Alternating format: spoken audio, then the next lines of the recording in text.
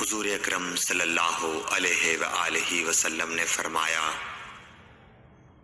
کہ وحی نازل ہوتے وقت کبھی مجھ کو گھنٹی کی سی آواز محسوس ہوتی ہے، اور وحی کی یہ کیفیت مجھ پر بہت شاخ گزرتی ہے۔